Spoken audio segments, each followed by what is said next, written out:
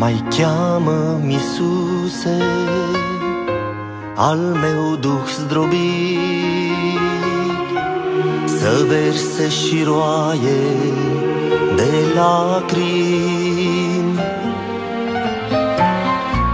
și spală-l, Iisuse, de tot ce-a trăit prin negura nopții de patim. Mai dă-mi pocăință în sufletul meu, dă-mi har și credință deplină, smerenie sfântă mai dă-mi Tu mereu, să umblu pe căi de lumină.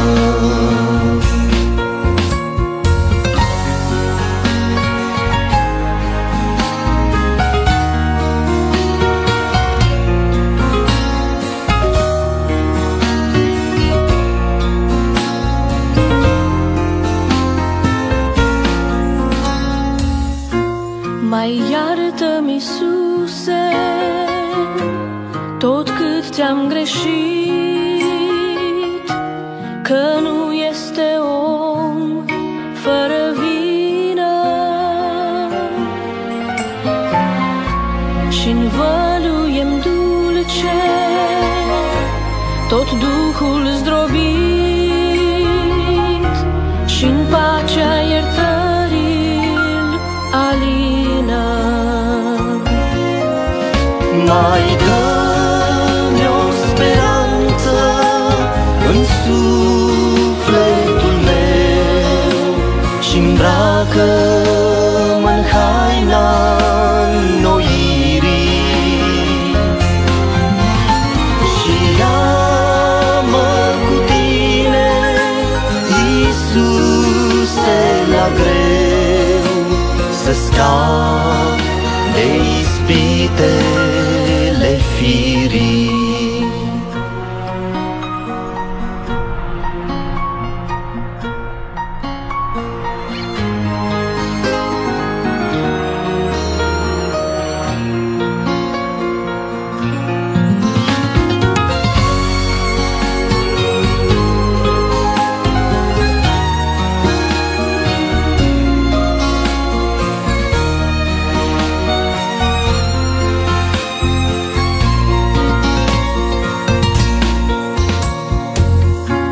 Mai lasă-mi, Iisuse, suspinul trudit, plecat în genunchi să Te cheme.